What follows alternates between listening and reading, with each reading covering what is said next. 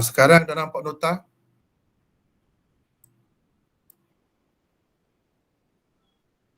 Nampak dah. Nampak dah? Okey, Alhamdulillah. Nota dah dapat ke tidak? Nampak Maulana? Dapat dah, Alhamdulillah. Bismillahirrahmanirrahim. Alhamdulillahirrahmanirrahim. Wassalatu wassalamu ala Sayyidina Muhammad wa ala alihi wa ashabihi ajma'in.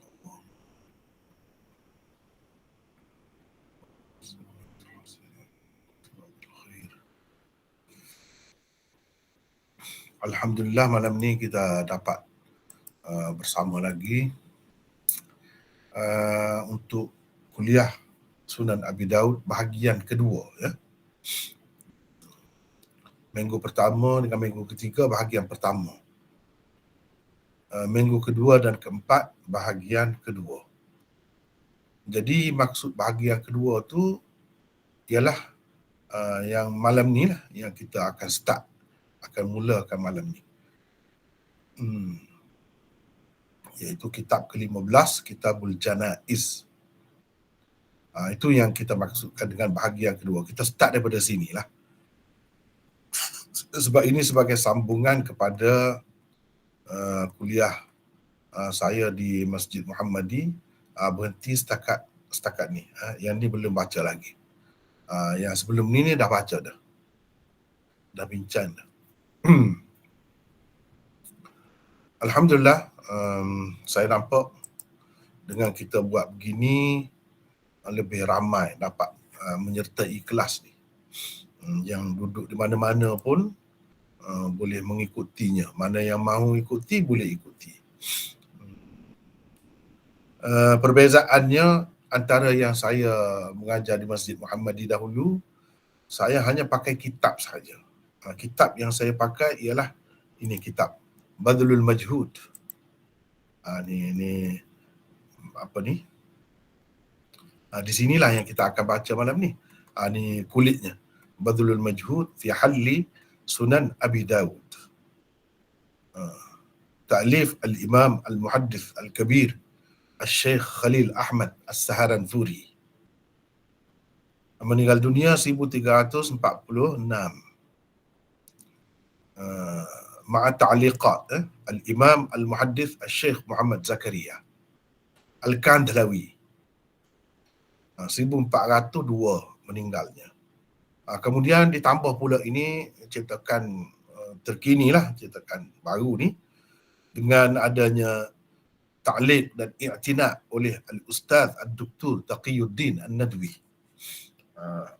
murid kepada Syekh Zakaria sendiri. Dan dia ni adalah profesor di Universiti UAE. Dia banyak buat ta'liqat terhadap kitab-kitab lama karangan ulama India dan Pakistan. Dia ni banyak. Sekarang ni usaha dia disambung oleh anak dia sendiri. Namanya Dr. Waliyuddin Nadwi.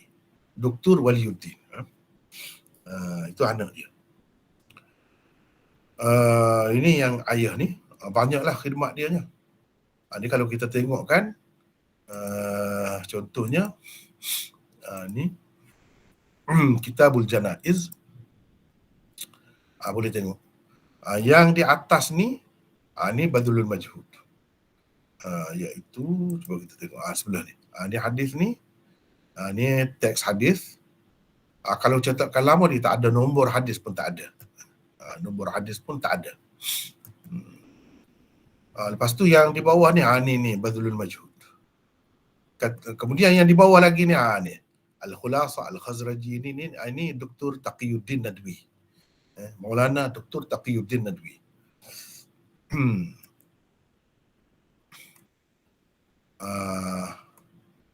Ini dah jilid ke-10 dah. Jilid ke-10 Badlul Majhud. Dulu saya pakai buku inilah.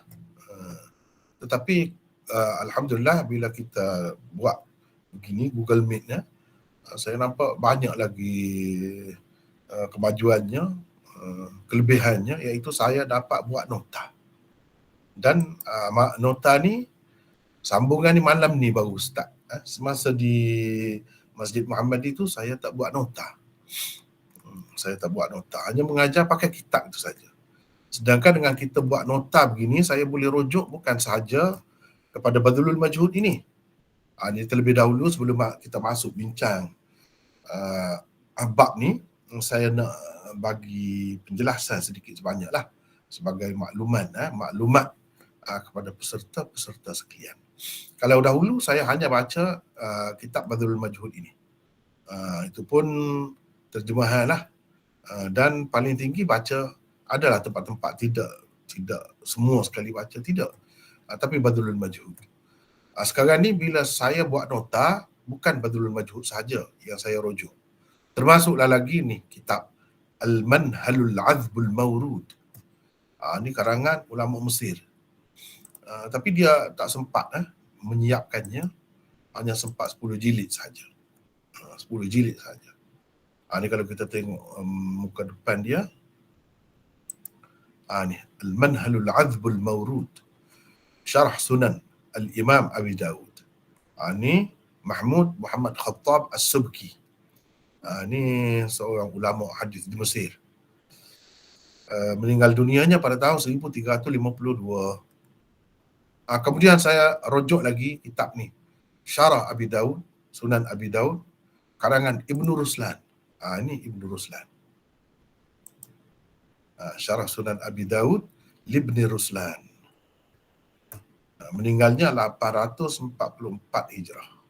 Dengan tahqiq, dengan ta'liq, banyaklah sini. Kemudian saya boleh rujuk lagi kepada Syarah Sunan Abi Daud, karangan Al-Aini. Ni Al-Aini.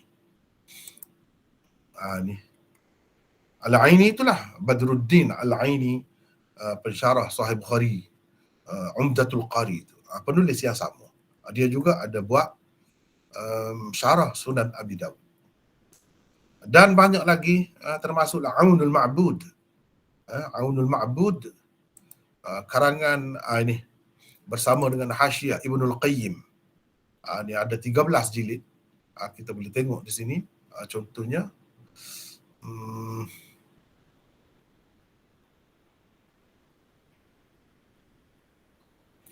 contoh kita ambil yang pertama dia. Ini semua ni dalam rujukan Aunul Ma'bud, Syarah Sunan Abi Daud, karangan Muhammad Syamsul Haq Al-Azim Abadi, India, orang India. Dan sebenarnya dia ada buat yang lebih lengkap lagi, lebih besar lagi daripada ini, namanya Ghayatul Maqsud, Syarah Sunan Abi Daud. Ini ringkasannya. Ringkasan yang dibuatnya. Ini semua menjadi rujukan. Itu antara kelebihan lah bila saya buat nota ni, saya dalam perhatian saya semua. Begitu juga Fathul Wadud, ini syarah Sindi, tapi ini tidak besar sangat. Dia tak banyak. Ni nota sedikit. Ni Sindi ni orang Pakistan. Dulu India jugalah. Dulu masa tu belum bagi lagi India Pakistan. Ulama India lah ni. Ini pun dalam rujukan saya juga. Selain daripada tu, sajalah sebagai makluman ataupun maklumat awal kepada peserta-peserta kita, sahabat-sahabat sekalian. Ini saya banyak lagi rujuk ini dalam bahasa Urdu. Ini dalam bahasa Urdu. Macam-macam lah. Antara yang menarik menjadi rujukan sayanya, ini antaranya Sunan Abi Daud. Ini rujukannya.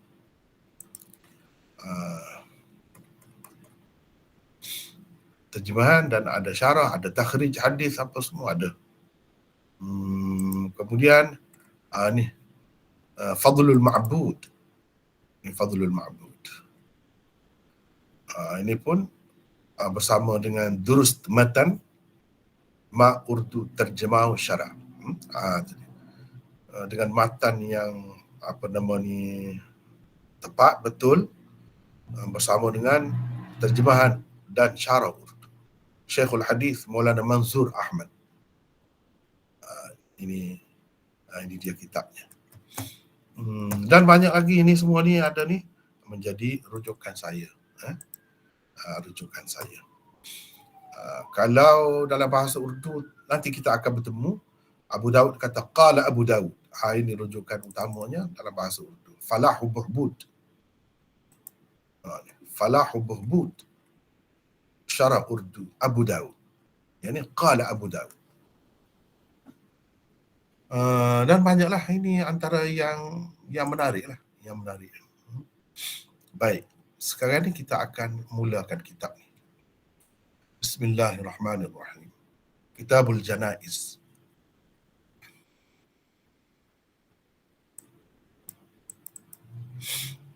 Babul Amrad Al-Mukaffirah Lidhunub. وبه قال حدثنا عبد الله بن محمد النفيلي قال حدثنا محمد بن سلمة عن محمد بن إسحاق قال حدثني رجل من أهل الشام يقال له أبو منظور عن عمه قال حدثني عمي عن عامر الرامي أخي الخضر قال أبو داود kita dah bertemu ni قال أبو داود قال أبو داود قال النفيلي هو الخضر ولكن كذا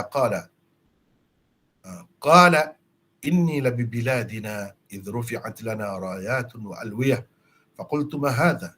قالوا هذا لواء رسول الله صلى الله عليه وسلم فأتيته وهو تحت شجرة قد بسط له كساء وهو جالس عليه وقد اجتمع إليه أصحابه فجلست إليهم فذكر رسول الله صلى الله عليه وسلم الأسقام فقال إن المؤمن إذا أصابه السقم ثم أعفاه الله منه كان كفارة لما مضى من ذنوبه وموعظة له فيما يستقبل وإن المنافق إذا مرض ثم أعفي كان كالبعير عقله أهله ثم أرسلوه فلم يدر لما عقلوه ولم يدر لما أرسلوه فقال رجل ممن حوله يا رسول الله وما الأسقام والله ما مرضت قط فقال رسول الله صلى الله عليه وسلم قم عنا فلست منا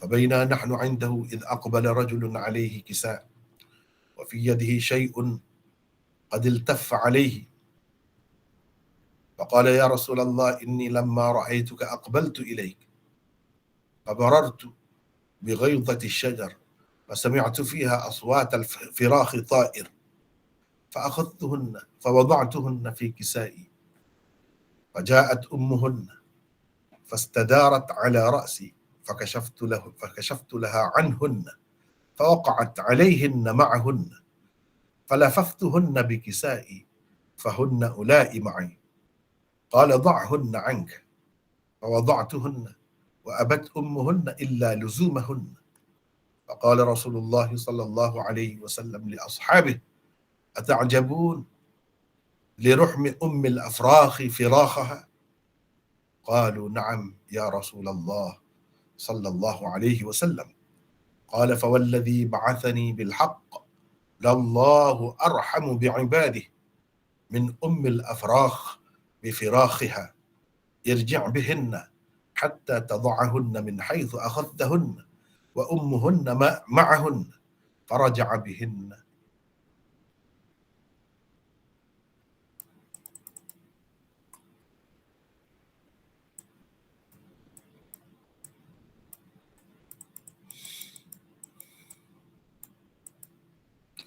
وبه قال حدثنا عبد الله بن محمد النفيلي وإبراهيم بن مهدي المصيصي المعنى قال حدثنا أبو المليح عن محمد بن خالد قال أبو داود قال إبراهيم بن مهدي السلمي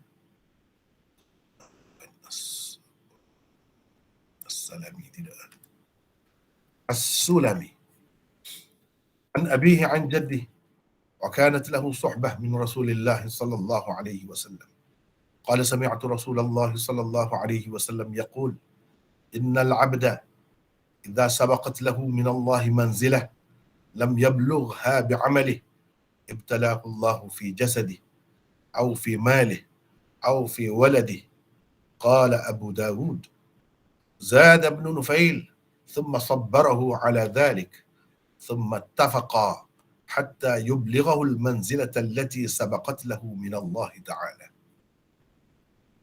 Itulah dua hadis di bawah bab ini. Baik, kita kembali semula ke tempat asal untuk melihat terjemahannya. Kitabul Janaiz. Bab 1, penyakit-penyakit yang menghapuskan dosa-dosa.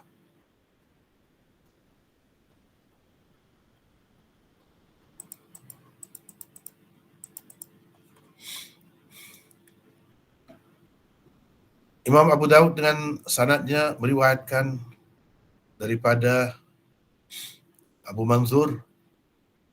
Beliau meriwayatkan kepada perawi di bawahnya, iaitu Muhammad bin Ishaq, daripada bapa saudaranya.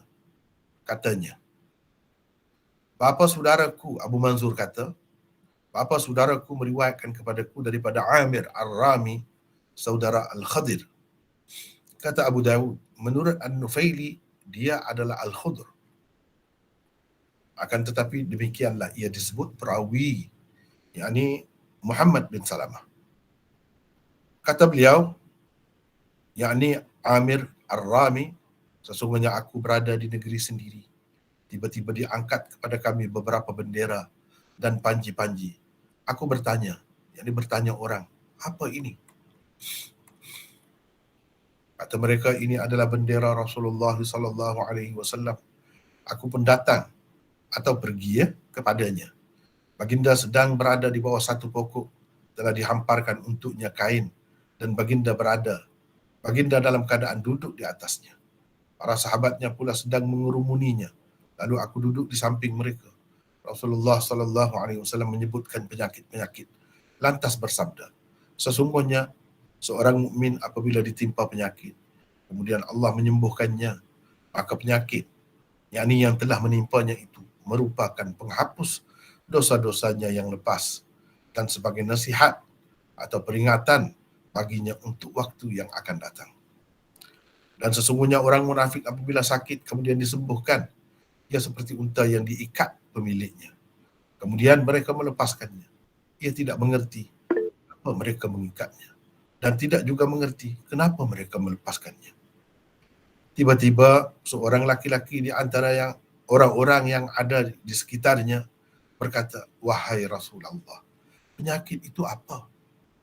Demi Allah, aku belum pernah sakit sama sekali. Maka Rasulullah sallallahu alaihi wasallam berkata, bangkit dan tinggalkan kami, kerana engkau bukan dari kalangan kami.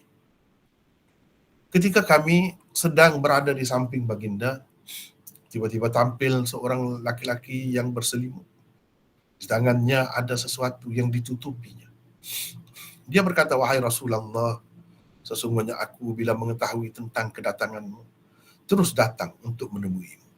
Dalam perjalananku melalui satu kawasan belukar, aku terdengar suara anak-anak burung di dalamnya. Aku mengambilnya dan meletakkannya di dalam selimutku ini. Ibu mereka datang dan mengitari kepalaku. Aku membuka selimutku yang menutupi anak-anaknya. Terus ia menerkam ke arah mereka dan berusaha menyelamatkan mereka. Aku pula terus menangkap dan membungkus semuanya dengan selimutku. Nah, ini semuanya ada bersamaku. Rasulullah sallallahu alaihi wasallam berkata, letakkan semuanya di bawah. Maka aku meletakkan semuanya, yakni di atas tanah lah.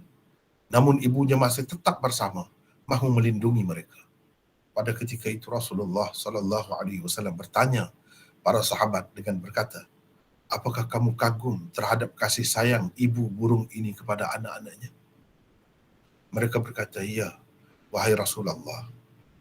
Kemudian baginda berkata, demi zat yang jiwaku berada di tangannya, sesungguhnya Allah lebih sayang kepada para hambanya daripada ibu burung ini kepada anak-anaknya.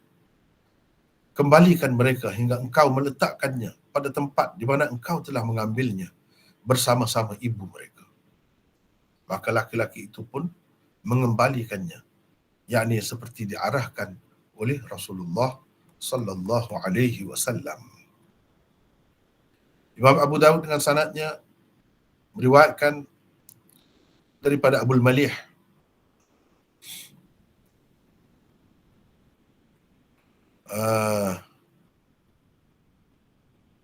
Abul Malih meriwayatkan kepada kami, kata perawi di bawahnya, daripada Muhammad bin Khalid.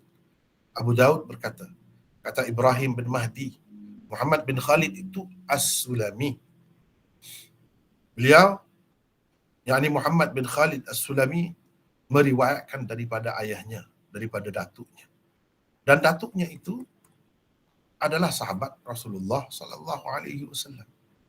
Beliau berkata, ini datuk Muhammad bin Khalid, aku mendengar Rasulullah sallallahu alaihi wasallam bersabda, sesungguhnya seseorang hamba itu, jika telah ditakdir Allah mempunyai kedudukan yang tinggi di sisinya, sedangkan ia tidak memperolehinya dengan amalannya, maka Allah mengujinya pada jasadnya, hartanya, atau pada anaknya. Atau pada anak-anaknya pun boleh. Boleh. Abu Daud berkata, Ibnu Nufail menambahkan dalam riwayatnya, kemudian Allah memberikan kesabaran kepadanya dalam menghadapi ujiannya. Kemudian lafaz, yakni riwayat kedua-dua mereka sama, iaitu sehingga Allah menyampaikannya kepada kedudukan yang telah pun ditakdirkan untuknya. Itulah dua hadis di bawah bab yang pertama, di bawah Kitabul Janaiz. Kitabul Janaiz, kitab besar. Ini kitab besar. Di bawah dia ada bab-bab pula. Jadi ini bab yang pertama. Babul Amrad Al-Mukaffirah Lidhunub. Bab penyakit-penyakit yang menghapuskan dosa-dosa. Baik. Kalau kita tengok di sini, walaupun Imam Abu Daud ni tidaklah terlalu menekankan sangat dari sudut maksud di sebalik tarjumatul bab ataupun tajuk bab yang dibuatnya, bukanlah sehebat Imam Bukhari ataupun seni sama seperti Bukhari, walaupun tidak begitu, tetapi mereka adalah orang-orang lama. Bila orang-orang lama ni dia susun kitab kan, dia ada maksud dia tu. Dia ada kesinambungan, mengambil kira kesinambungan antara bab dengan bab itu. Tetap ada juga, sama seperti Imam Bukhari. Cuba kita tengok di sini, nota nombor 1. Ini bercerita tentang kenapa Imam Abu Daud ni buat kitab ni selepas kitab yang tersebut sebelumnya. Padahal dari sekali tengok, sekali pandang, nampak tidak ada kesesuaian di situ. Sedangkan orang lain kalau tajuk ni dia letak di lain. Kenapa Imam Abu Daud letak di sini? Jadi tadi saya dah baca banyak dah. Saya nak minta lah salah seorang daripada peserta baca pula. Sila baca. Yang ni nota yang saya buat ini, sila baca. Silakan, siapa nak baca? Silakan. Saya baca mana? Siapa ni? Izzuddin. Izzuddin daripada mana sekarang ni? Duduk mana? Dungun. Dia ni Besu. Besu. Asalnya Besu ke mana? Asal Dungun. Kerja Besu. Oh, kerja Besu. Silakan Izzuddin. Memang tiada kaitan secara langsung di antara kitab Al-Janaiz ini dengan kitab Al-Kharash wa Al-Fai sebelumnya. Perlulah difahami bahawa kitab Al-Kharash wa Al-Fai itu tidaklah berdiri sendiri. Ia hanyalah satu kitab lanjutan bagi Kitabul Jihad.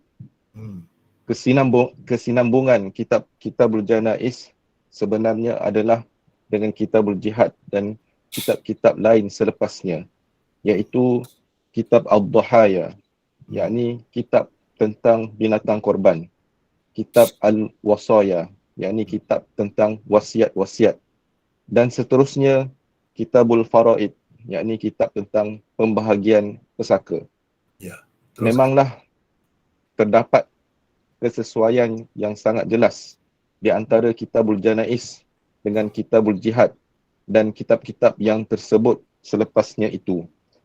Sebabnya ialah jihad itu seolah-olahnya merupakan semboyan bagi kematian. Ia meletakkan manusia begitu dekat dengan kematian. Manusia yang berjihad pada hakikatnya mempertaruhkan nyawanya. Kitabul Dhahaya, Kitabul Wasaya dan Kitabul Faraid juga semuanya berkaitan dengan kematian. Di dalam Sahih Bukhari dan Sahih Muslim, Kitabul Janaiz terus terletak selepas Kitabus Salah. Sebabnya ialah jenazah juga disembahyangkan.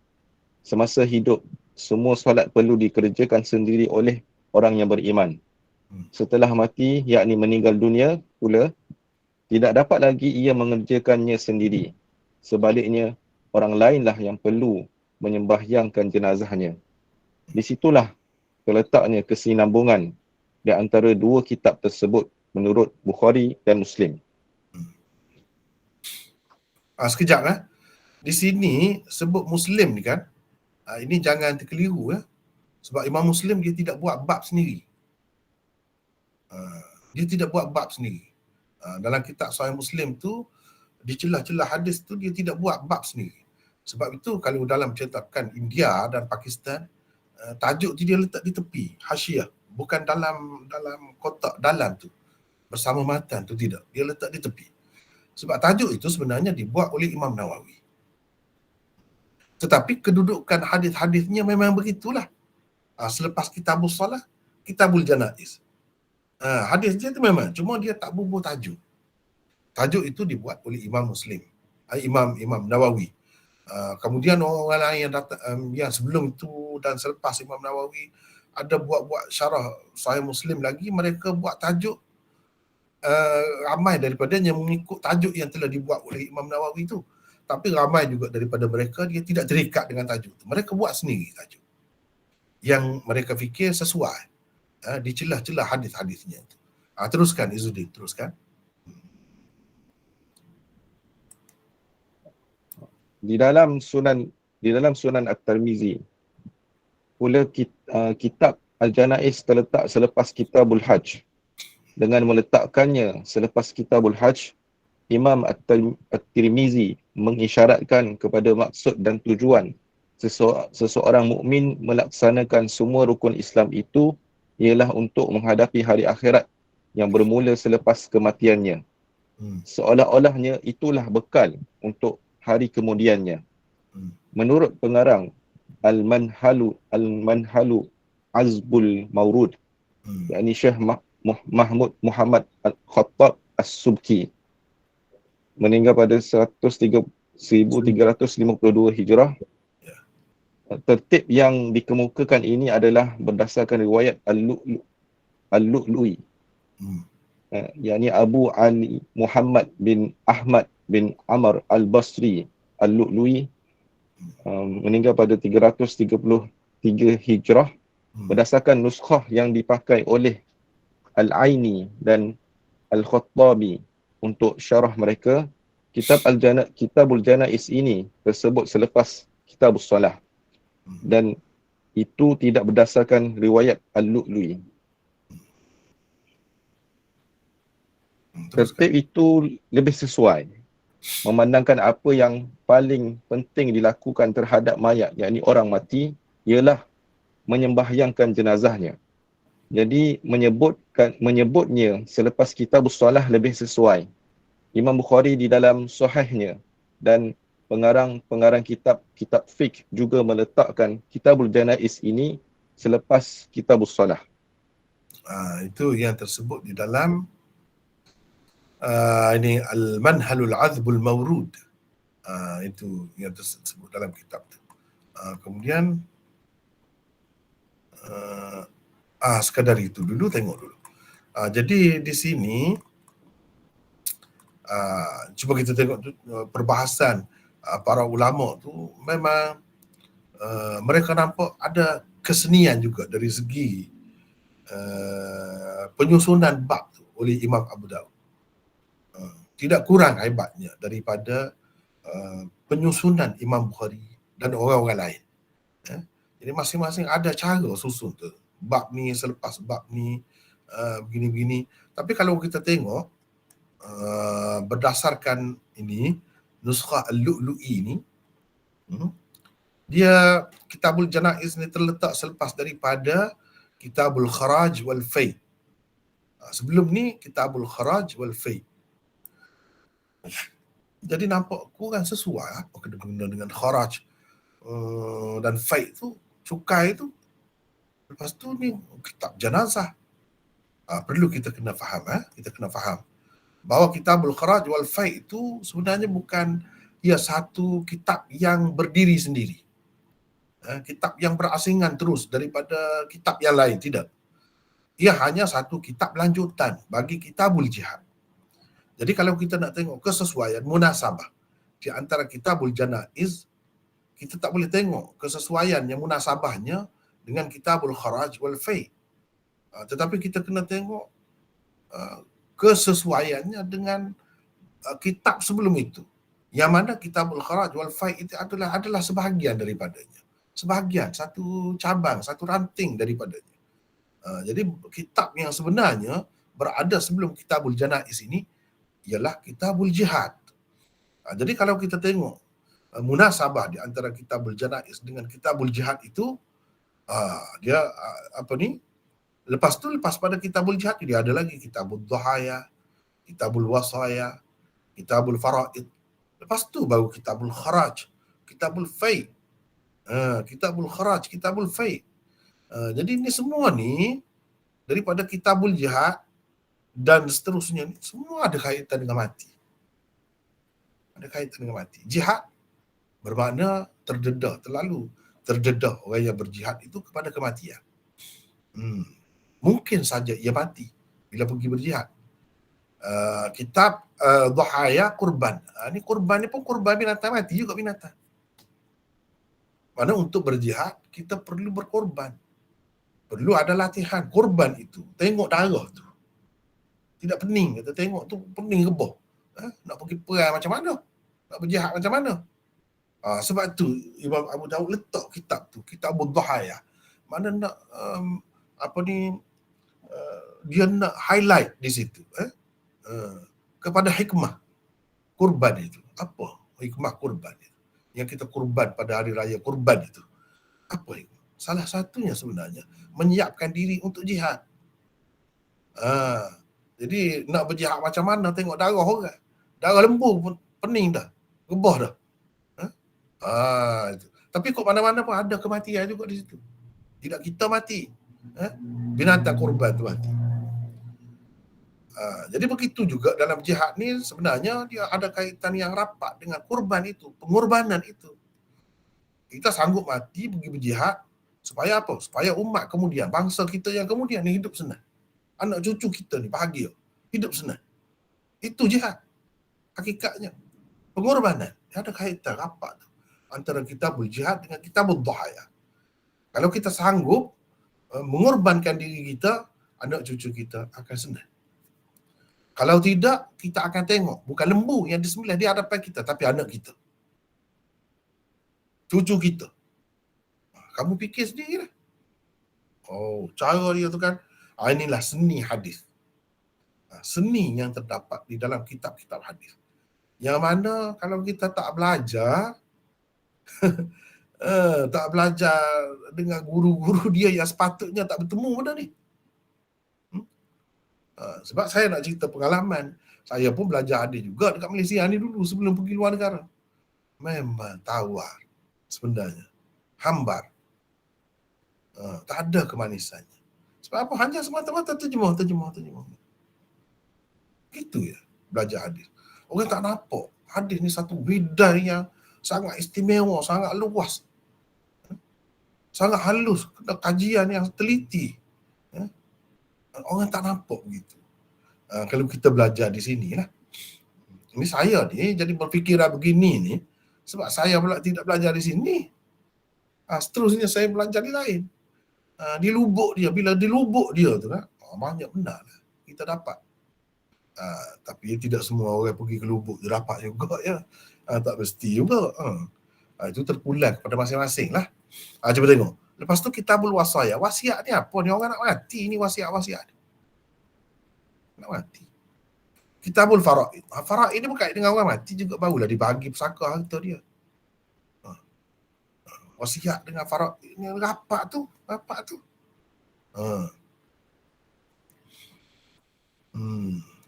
Jadi di situ kesesuaiannya sebenarnya Kitabul Janaiz ini dengan kitab sebelumnya. Jangan kita tengok kitab yang paling dekat dengan dia sebelumnya, iaitu Kitabul Kharaj wal Fai. Jangan. Sedangkan Kitabul Kharaj wal Fai itu dia pun macam cabang lah kepada Kitabul Jihad. Sebab daripada berjihad itulah dapat fai, dapat apa semua, kharaj, apa semua tu. Cukai kepada orang-orang kafir yang kita telah takluk tanah air dia tu. Kalau dia nak mengusahakan tanah dia tu boleh. Kerajaan Islam boleh bagi kepada dia dengan cara dia bagi kharaj, cukai kepada pihak kerajaan.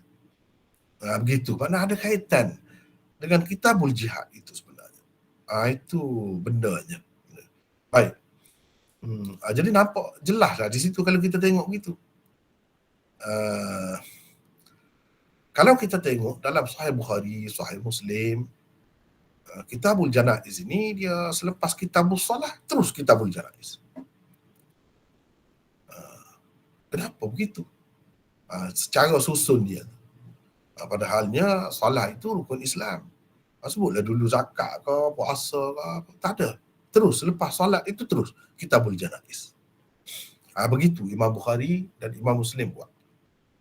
Imam Muslim tu maksudnya bukanlah tajuk dia buat ya, tapi dari segi hadis-hadis tu. Hadis-hadis tu begitulah. Hadis-hadis yang sesuai dengan Kitabul Janaiz selepas hadis-hadis yang berkenaan dengan Kitabus Salah. Sebab apa perkaitannya? Kalau begitu pun dia juga. Sebab apa Imam Bukhari, orang lain lagi dia fikir setelah mati, yang ni meninggal dunia pula, tidak dapat, kalau masa hidup ni dia boleh semayang sendiri, dia kena semayang sendiri.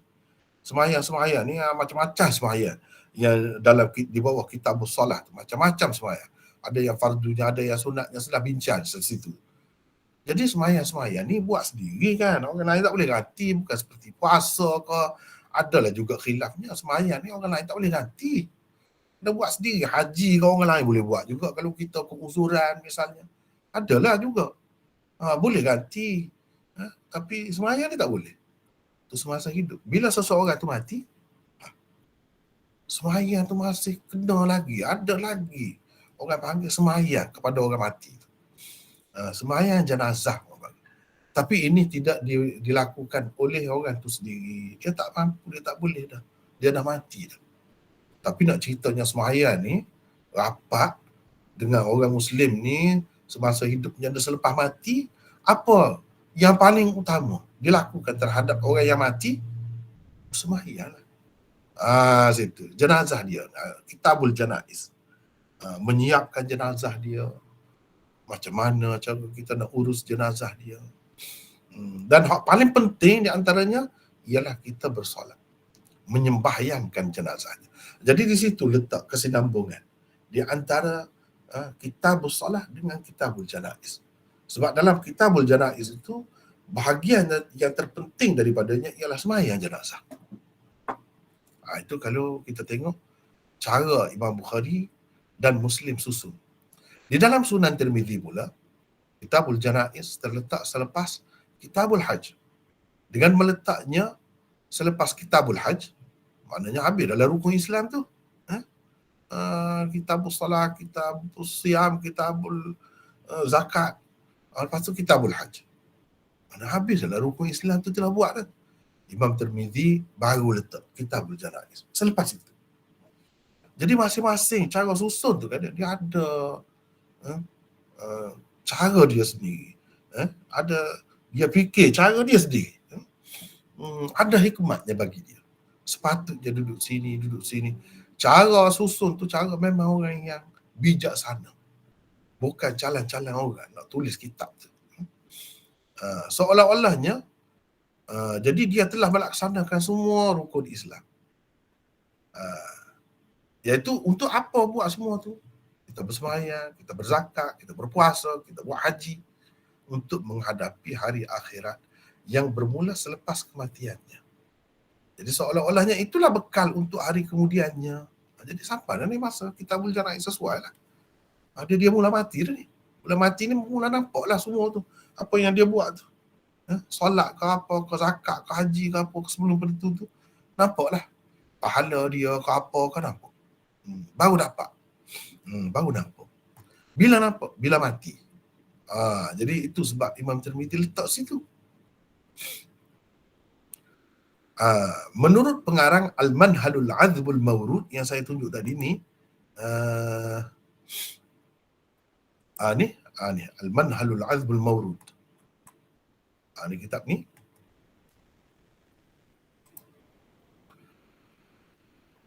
Dia kata tertib yang dikemukakan ini adalah berdasarkan riwayat Al-Lu'lu'i. Ni tertib yang kitab yang kita pakai sekarang ni. Kita pakai sekarang ni. Nombornya, nombor hadis, ni nombor tajuk dia, tajuk bab, lepas tu ni nombor hadisnya 3089.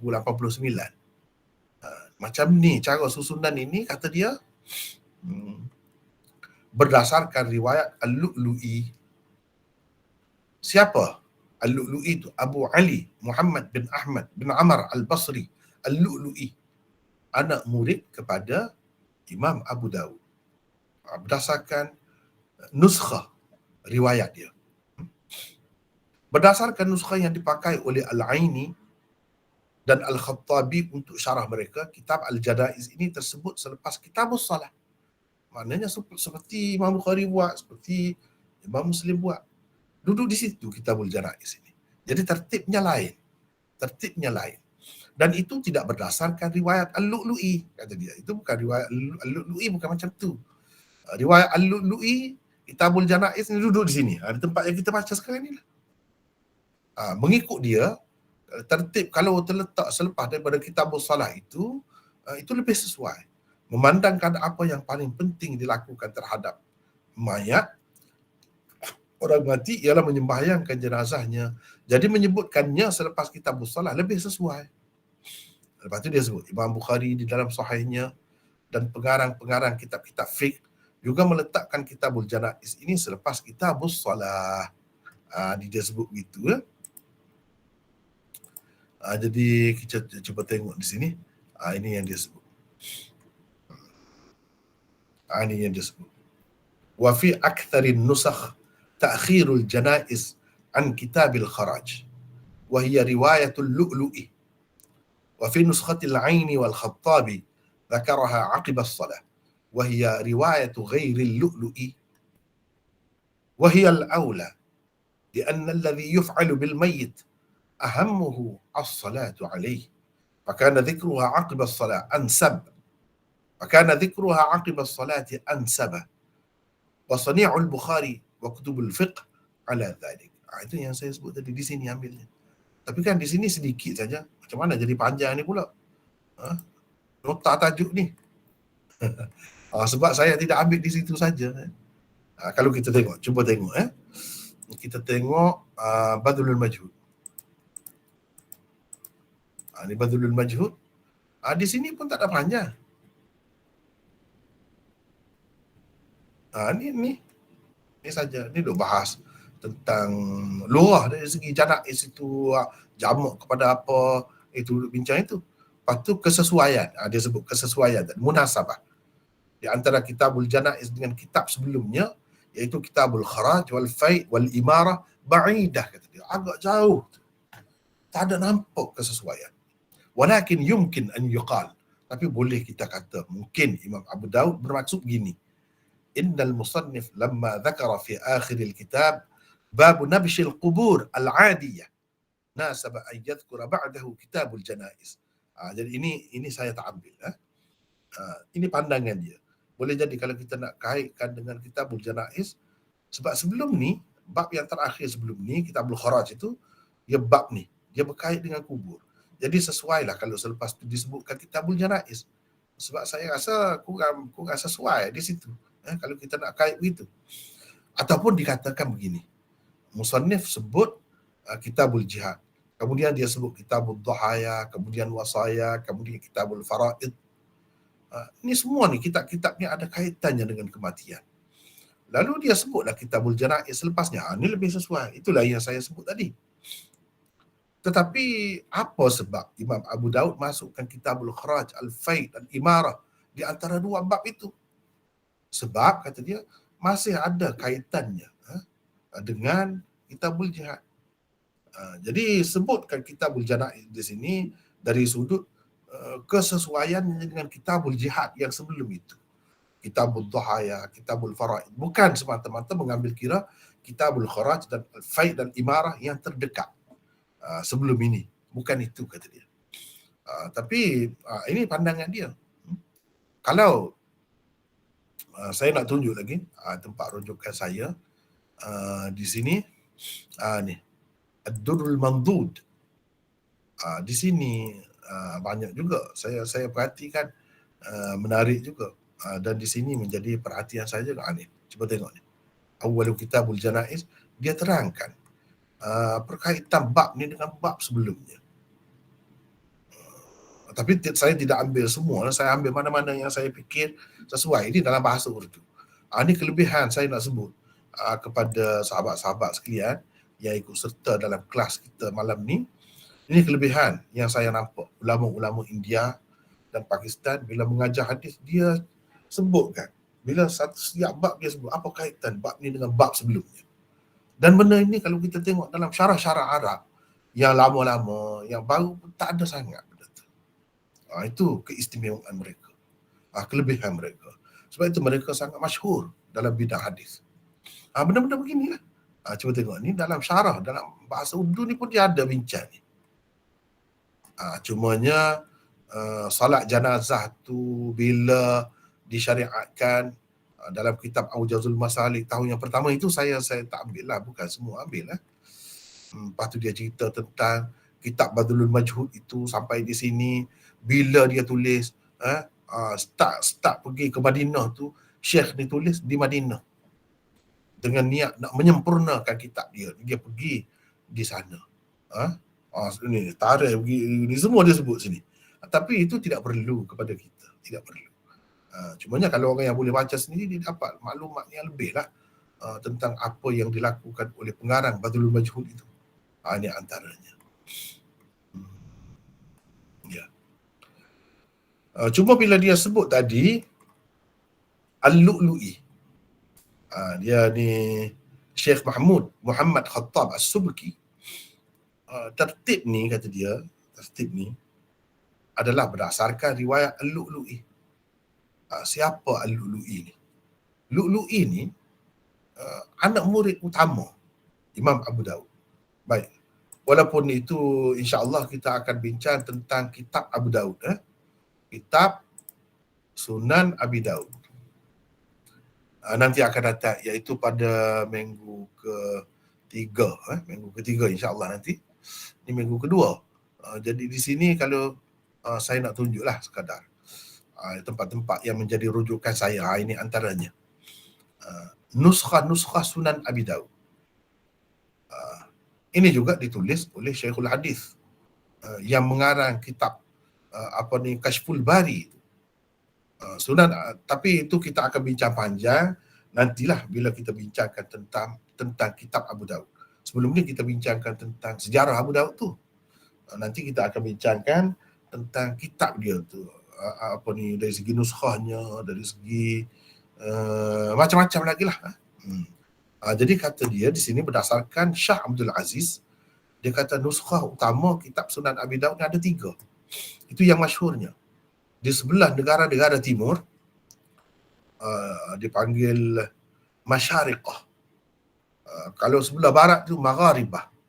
Magharibah ni sebelah Mesir, Algeria, Morocco dan Spanyol zaman dahulu. Itu Magharibah dia panggil.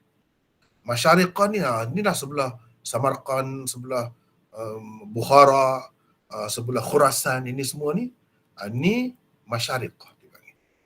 Di negeri-negeri sebelah timur masyhur nuskhah lu'lu'i. Ada sebut. Siapa dia ni? Abu Ali Muhammad bin Ahmad bin Amar Al-Basri Al-Lu'lu'i. Nuskhah dia lah yang masyhur. Dia ni berkhidmat kepada guru dia, Imam Abu Daud, selama 20 tahun. Duduk menghadap Imam Abu Daud. Kenapa orang utamakan nuskhah dia? Riwayat dia.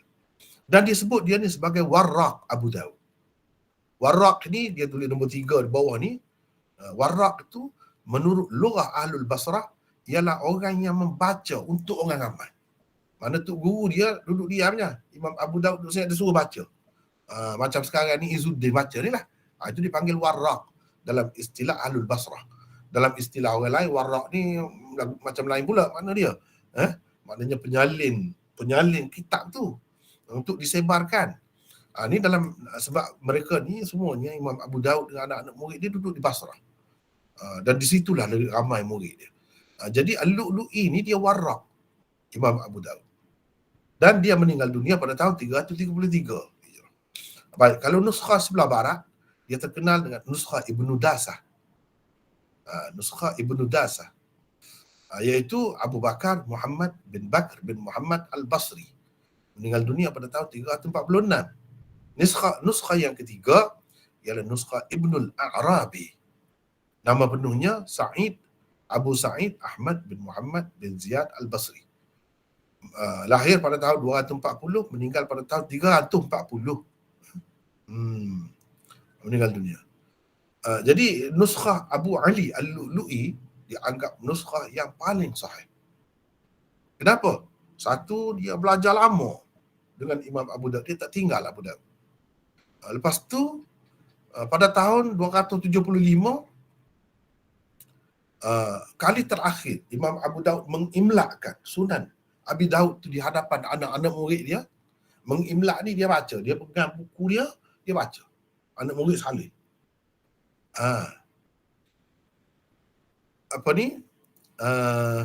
Pada ketika itu dia ada juga Lu'lu'i ni. Ibnul Arabi pula, nuskhah dia tu banyak kurang. Kitabul Fitan, Kitabul Malahim, Kitabul Huruf dan sebahagian daripada Kitabul Libas tidak ada di dalam tu. Sebab itu Imam Zahabi kata tentang dia nukilkan kata-kata Al-Lu'lu'i begini. Wa ziyadat allati fi riwayat Ibn Dasah hadafaha Abu Dawud akhiran li amri ra'yihi, mungkin li amrin ra'ahu, boleh fil isnad. Tambahan-tambahan yang terdapat di dalam riwayat Ibnu Dasah itu akhirnya dibuang oleh Imam Abu Daud. Kerana pendapat dia tentang sanad dia adalah dia tidak puas hati. Jadi dia buang. Jadi ini menunjukkan dalam nuskhah Ibnu Dasah tu ada lebih riwayat-riwayat tertentu berbanding nuskhah riwayat Lu'lu'i ini. Ada sedikit. Yang sebenarnya perbezaan di antara dua nuskhah ni perbezaan dari segi dulu kemudian saja. Ni letak dulu, ni letak kemudian, di situ saja. Lebih banyaknya. Kemudian selain daripada yang tiga tu, yang masyhur itu ada banyak lagi. Perawi-perawi kitab Sunan Abu Daud ini. Termasuk dalam senarainya antaranya ialah Abu Tayyib Ahmad bin Ibrahim. Ni. Lepas tu ni lagi ni semua ni. Ni Ishaq bin Musa Ar-Ramli. Ini pun Warraq Abu Daud juga. Dan ini antara orang-orang yang menyalin kitab Imam Abu Daud dan nuskhahnya tersebar ke dunia ini, seluruh dunia. Tetapi yang paling masyhur antaranya ialah nuskhah Al-Lu'lu'i. Ini cerita Lu'lu'i ni. Ini cerita Lu'lu'i. Baik. Walau bagaimanapun pengarang Al-Manhal itu maksudnya inilah. Dia kata yang lebih sesuainya berdasarkan nuskhah orang lain, bukan Lu'lu'i. Yang lebih sesuainya Kitabul Janaiz ini terletak selepas daripada Kitabul Salah. Tapi itu pendapat dia. Kalau nuskhah Lu'lu'i memang begini kedudukannya. Tertibnya memang begini. Itu benda yang kita kena faham, kena tahu serba sikit dahulu sebelum kita masuk mempelajari kitab Abu Daud seterusnya.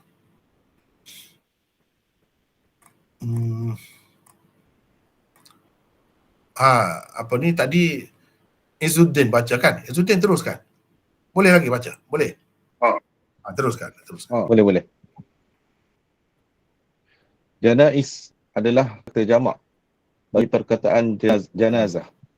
Perkataan janazah itu pula dibaca jimnya dengan fathah, yakni baris atas, dan juga kasrah, yakni baris bawah. Menurut sesetengah ahli bahasa Arab, dengan fathah jim ia bererti mayat, yakni orang mati. Dengan kasrah jim pula ia bererti keranda. Sementara sesetengah mereka, yakni ahli bahasa pula, menterbalikkan erti yang tersebut tadi. Dengan fathah jim ia bererti keranda, dengan kasrah jim pula ia bererti mayat. Jadi apa ni, kalau kita kata jenazah tu dengan makna keranda lah, maksudnya keranda yang ada mayat di atasnya. Itu yang dikatakan jenazah. Atau jenazah, dia ada dua pendapat yang berbeza ahli bahasa tu, macam kita sebut tadi lah. Ada yang kata begini dengan makna ni, terbalik ada begitu. Jadi kalau keranda tu saja dipanggil na'sh atau sarir. Jenazah ni kalau kita pakai dengan makna keranda lah, keranda yang ada mayat di atasnya. Itu detail dia lah. Di sini dia sebut ringkas begitu ya. Teruskan lagi. Perkataan janazah itu berpunca daripada masdarnya jans, daripada daripada bab daraba. Bila maksudnya orang yang mengaji saraf ni, dia tahulah bila sebut bab daraba, dia tahu. Kalau dalam kitab Matnul Bina wal Asas itu bab kedua. Setengah-setengah tu orang sebut bab kedua. Tapi kadang-kadang sebut bab kedua, ketiga ni dia tidak sama pula kitab. Kalau kitab Matnul Bina wal Asas tu memang bab kedua. Tapi kalau sebut bab darabah senang, ikutlah duduk nombor 3 ke bab ketiga ke nombor bab 2, bab pertama pun tak kira lah. Maknanya ain fi'il madhi bagi di atas, ain fi'il mudhari bagi di bawah. Daraba yadribu, jalasa yajlisu, janaza yajnizu. Begitu. Bukan yajnuzu. Bukan. Teruskan. Maksudnya ialah menutup. Boleh juga kata masdarnya itu dipakai dengan erti isim maf'ulnya, majnuz, yang bererti mastur, yakni yang ditutupi. Ini kerana orang mati itu selayaknya ditutupi sesuai dengan arahan Rasulullah sallallahu alaihi wasallam, supaya mayat ditutupi setelah ia menghembuskan nafas terakhirnya. Mendedahkan muka mayat tanpa keperluan juga tidak sopan. Malah semasa memandikannya juga auratnya perlu ditutupi dengan sempurna. Itu sebab dinamakan janazah.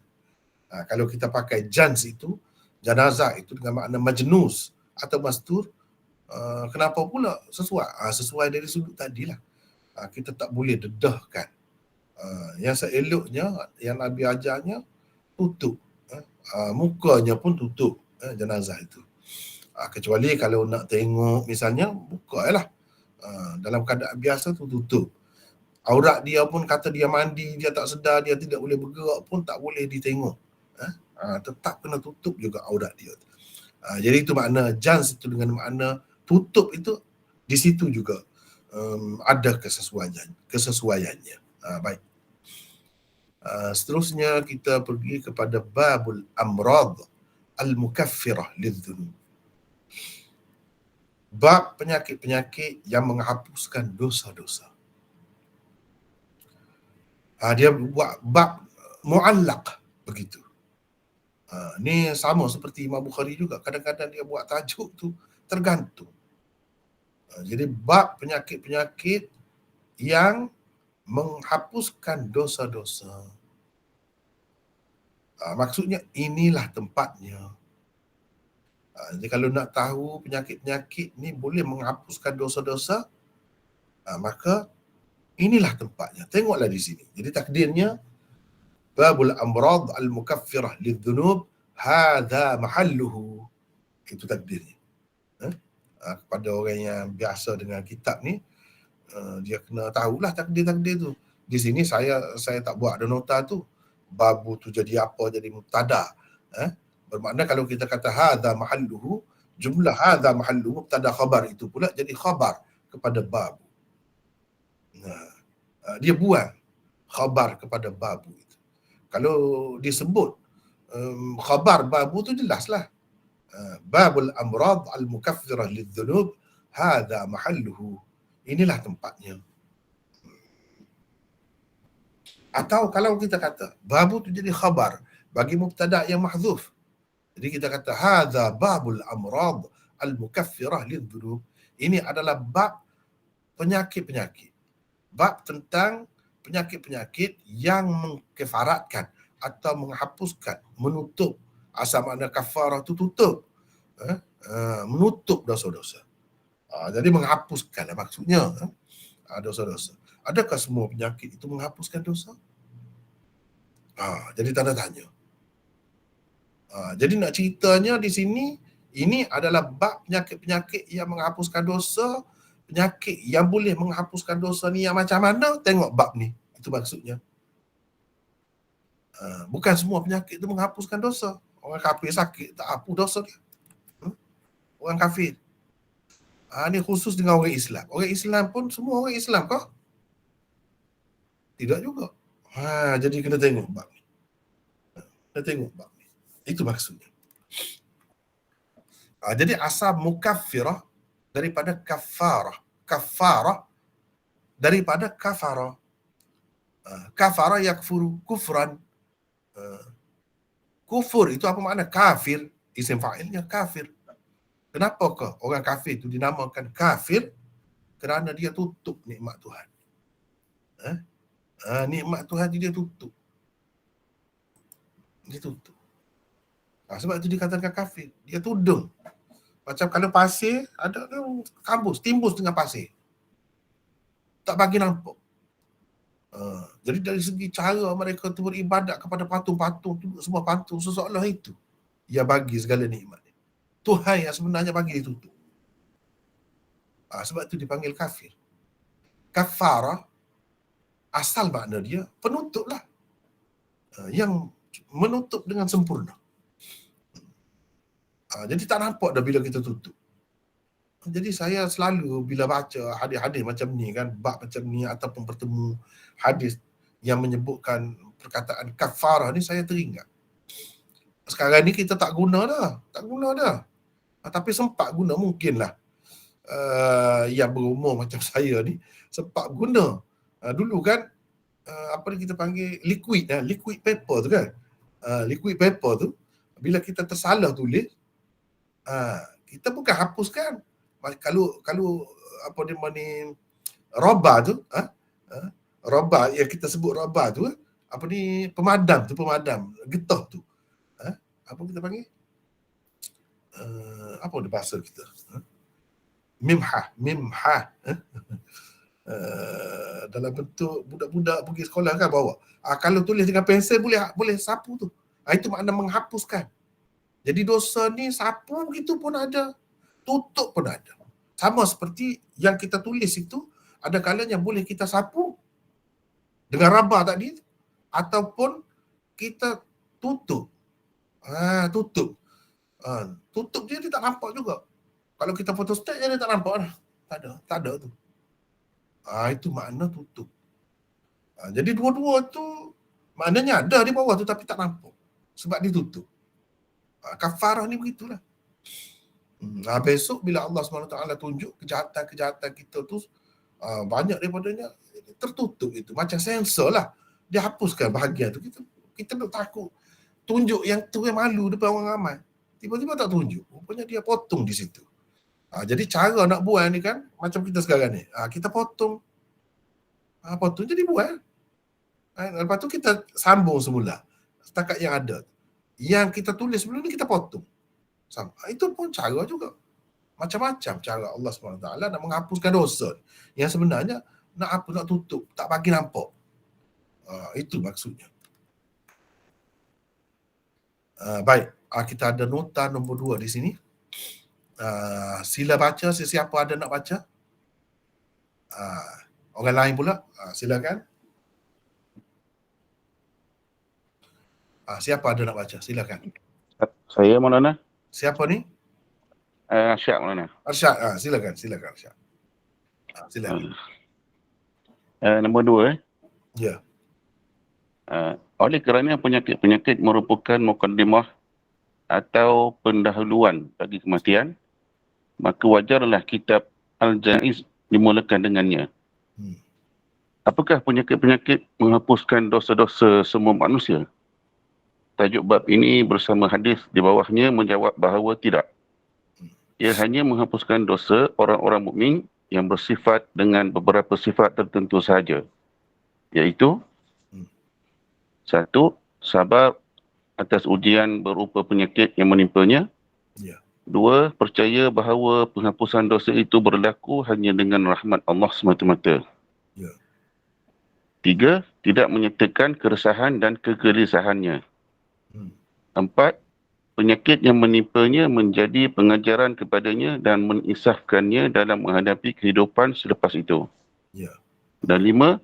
Tidak merungut-rungut dan berleter-leter membayangkan ketiadaan redha-Nya dan qada dan qadar Allah Subhanahu Wa Taala. Itu. Jadi bila ada yang ni, memang penyakit itu memang menjadi kafarah bagi dosa-dosa seseorang mukmin itu. Dia kena ada yang ni. Kalau kita perhati hadis-hadis, sama ada hadis yang dibawa oleh Imam Abu Daud ini ataupun hadis-hadis lain lah yang sesuai masuk di bawah bab ni, maka kesimpulannya dapat kita ambil dia ada benda-benda ni. Bila ada sifat-sifat ni, ciri-ciri ni, barulah dosa itu terhapus ataupun terpadam ataupun tertutup. Gitu. Bila ada ini. Jadi kesesuaiannya Imam Abu Daud bawakan hadis penyakit ni menghapuskan dosa. Jadi nak cerita kepada kita sebagai penyakit ni macam pendahuluan, macam isyarat lah. Lampu isyarat kepada kita. Kepada kematian. Kena beringat tu kalau sakit. Jangan duduk leka terus. Sakit tu sebagai peringatan daripada Allah kepada mati. Jadi di sini munasabahlah kalau Imam Abu Daud mula-mula sekali di dalam kitab, di bawah Kitabul Janaiz ni dia mulakan dengan penyakit-penyakit. Jadi biarlah kalau kita sakit, kalau kita apa pun, biar betul-betul sakit kita tu menghapuskan dosa kita. Tidak sia-sia. Sakit-sakit dah. Lepas tu kalau tak kena gaya, boleh dosa lagi. Kalau tak kena gaya.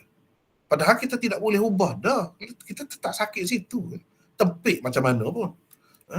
Kita tempik macam mana pun. Tak hilang dah sakit kita tu. Kena tanggung. Lebih baik kita menyerah. Menyerahlah ke mana? Redha. Redha dengan apa yang ditakdirkan oleh Allah kepada kita. Redha. Dengan begitu, hapus dosa kita. Itu satu kelebihan juga. Bukan kata sakit ni semata-mata macam balak, tidak. Dia setiap waktu Tuhan bagi kepada kita tu, dia balik kita nampak dia tu macam bencana, sebenarnya ada kebaikan. Khususnya kepada orang-orang mukmin, maka segala-galanya mendatangkan pahala kalau kena gaya.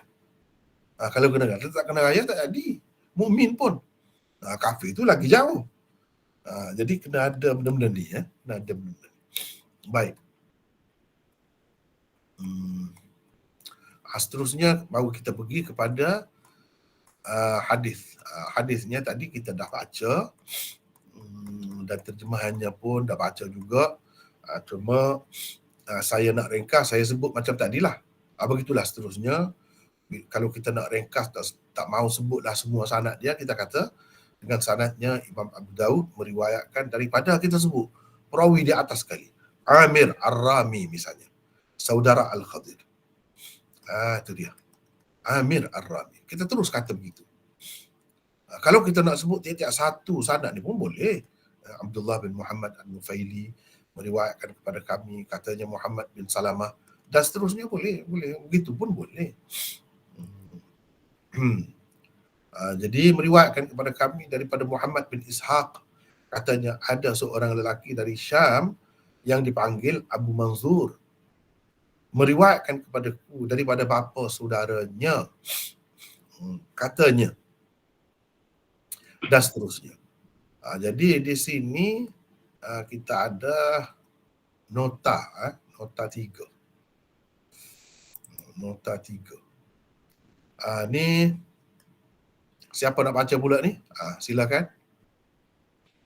Kita gile-gile lah, tak penat sangat kan? Saya insya-Allah. Siapa ni?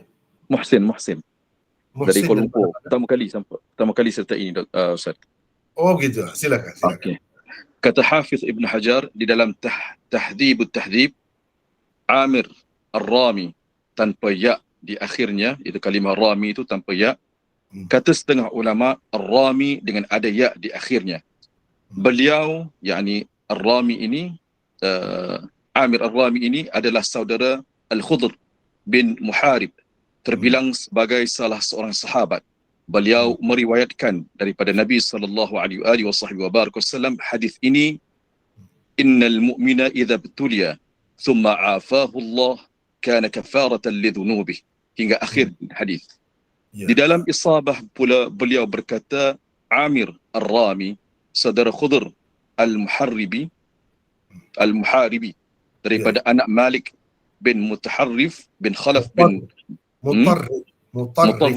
Mutarrif bin Khalaf bin Muharib, dikatakan kepada anak Malik Al-Khudr kerana warna kulitnya sangat gelap.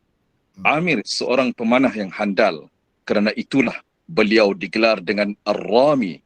Beliau juga seorang penyair. Itu tentang perawi utama kita hari ini, iaitu Amir Ar-Rami. Ada yang tulis gini tanpa ya, ada yang dengan ya. Jadi itu tak kisahlah, tapi orang yang sama. Amir Ar-Rami. Amir Ar-Rami ni, dia ni siapa? Saudara Al-Khadir. Ada sebut saudara Al-Khadir. Nombor 4. Silakan lagi baca tadi. Siapa? Muhsin tadi. Silakan.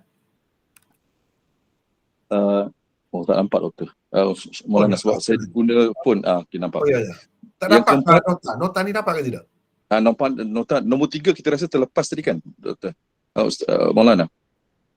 Dah, sudah. Ini nombor 4. Sudah nombor 4. Okey, nombor 4, isnad hadis 3089 ini dhaif. Di dalamnya ada perawi bernama Abu Manzur Al-Khazraji. Di dalam Al-Khulasah muka surat 469 menulis, 61. Abu Manzur yang meriwayatkan daripada bapa saudara sebelah bapanya, yakni pakciknya itu majhul. Ibnu Ishaq meriwayatkan hadisnya. Di dalam At-Taqrib, Hafiz Ibn Hajar menulis Abu Manzur Asy-Syami, perawi dari tabaqah ke-6 itu majhul. Pakciknya juga majhul. Tidak terdapat namanya di dalam kitab-kitab Rijalul Hadis. Walaupun hadis ini dhaif, maknanya secara burung, terutamanya yang berkaitan dengan tajuk bab, tetap benar, lantaran ia bersesuaian dengan apa yang tersebut di dalam Al-Quran. Darjatnya juga boleh meningkat naik sehingga menjadi hasan li ghairih dan sahih li ghairih kerana syawahidnya yang banyak. Kerana itulah Imam Abu Dawud menerimanya. Antara ayat Al-Quran yang bersesuaian dengannya ialah firman Allah Subhanahu wa taala seperti berikut. A'udzu billahi minasyaitonir rajim. Wa ma asabakum min musibah fabima kasabat aydikum wa ya'fu an katsir. Bermaksud, dan apa jua yang menimpa kamu berupa kesusahan, yakni musibah, maka ia disebabkan oleh apa yang kamu sendiri lakukan, yakni berupa perbuatan-perbuatan yang salah dan berdosa.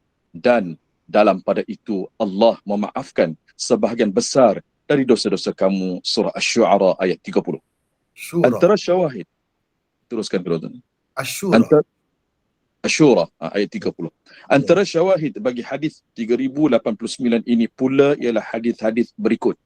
An Aisyah qalat qala Rasulullah sallallahu alaihi wasallam ma min maradin aw waja'in yusibul mu'mina illa kana kafaratan li dhanbihi hatta ash-shawkati yushakuha awin nakbah awin nakbati yunkabuha.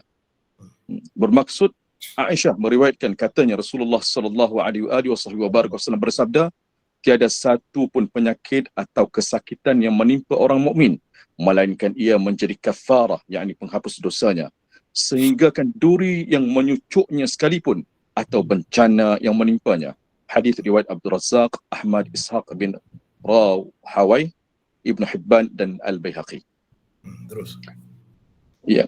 Syawahid yang kedua daripada hadis Rasulullah SAW adalah an Abi Sa'id al-Khudri wa Abi Hurairah annahuma sami'a Rasulullah sallallahu alaihi wasallam yaqul innal mu'mina la yusibuhu wasabun wala nasabun wala hazanan wala saqamun wala adhan hatta al-hammu yuhimmuhu illa yukaffiru Allahu anhu min sayyi'atihi.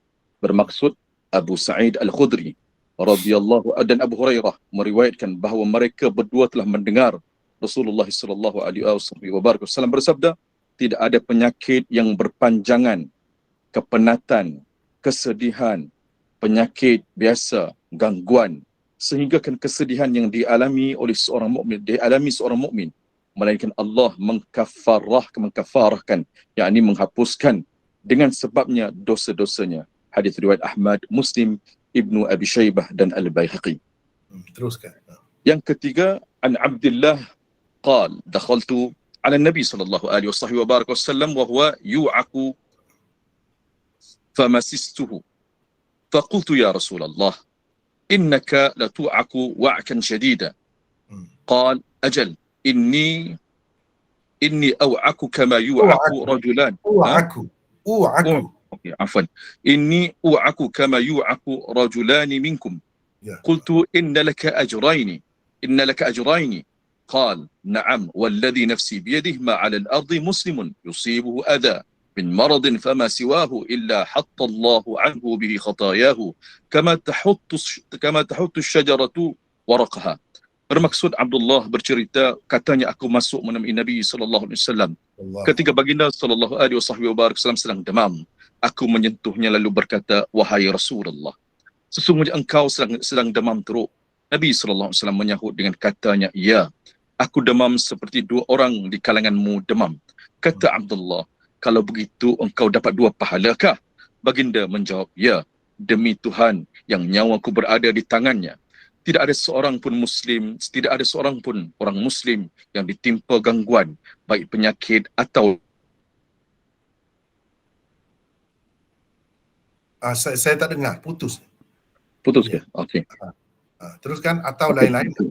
Okey, atau lain mana tadi? Atau lain-lain melainkan Allah menggugurkan daripadanya dosa-dosanya seperti mana pokok menggugurkan daun-daunnya. Hadis riwayat Bukhari, Muslim, Ahmad, Ibn Hibban, Ad-Darimi, Ibnu Abi Shaybah dan lain-lain. Kesimpulannya ialah yang betul dan yang ini dah lain. Ini nota lain. Nota lain. Okay. Jadi itulah, walaupun hadis ini sanad Abu Daud ini dhaif, tetapi dia ada banyak syawahidnya. Dan oleh kerana makna dia tu sesuai dengan Al-Quran, jadi kita boleh pakai juga. Sebab itu, kalau kita kira Imam Abu Daud ni kitab Sunan ni dia lebih kepada fiqh. Kalau fiqh, hukum hakam, mestilah hadis tu paling tidak hasan. Jadi kalau dhaif macam mana? Apa sebab Imam Abu Daud ni nak berdalil dengan hadis dhaif? Jadi jawabnya itu kita kena faham. Sunan Abi Daud sama seperti Sunan Tirmizi, tidak semua hadis-hadisnya sahih dan hasan, sanad dia. Banyak daripadanya tidak sahih, dhaif. Tetapi dikemukakan juga, dibawakan juga untuk menceritakan kepada kita, memaklumkan kepada kita bahawa pegangan yang sebenarnya dalam perkara ini bukan hadis dengan sanad ini. Ini untuk kamu tahu sanad itu saja. Mana sanad yang dhaif macam ni pun ada. Yang sebenarnya menjadi pegangan bukan hadis ini, tapi hadis fil bab. Maknanya hadis dalam bab ni ada banyak lagi. Yang sebahagiannya bertaraf hasan, sebahagiannya bertaraf sahih. Jadi dengan sebab itu kita boleh kata hadis dhaif ni hasan li ghairi. Dia tu sendiri dhaif, tapi dengan sebab ada syawahid yang lain, riwayat sahabat yang lain, dia jadi hasan. Kalau hadis itu bertaraf hasan, kalau hadis lain itu bertaraf sahih, jadi kita boleh kata juga kepada hadis yang dhaif ni sahih li ghairi, mengambil kira yang sahih tu. Macam yang kita kemuka ni syawahid dia ni sahih semua ni. Sahih semua. Paling tidak pun ia hasan. Kalau Quran tu tak kira lah, memang Quran ni pun jadi penyakit apa semua nanti masuk dalam musibah. Jadi musibah ni ada dua. Fabima kasabat aidikum, disebabkan kamu sendiri. Makan tu tak kena cara, misalnya. Doktor kata, tak betul tu cara tu makan itu. Kita makan ikut suka hati kita. Itu dengan sebab kita sendirilah. Fabima kasabat aidikum tu. 2-3 kali makan nasi putih tu. Minum air lagi, makan pengak lagi, macam-macam manis-manis tu. Tidak fabima kasabat aidikum apa? Memang fabima kasabat aidikum. Tapi apa ni? Wa ya'fu an katsir. Allah memaafkan sebahagian besar dari dosa-dosamu. Dengan sebab apa? Mana dengan sebab malapetaka yang menimpa kita tu kita sabar, kita terima, jadi Allah boleh maafkan. Ini dah sama dengan hadis yang kita baca tadi.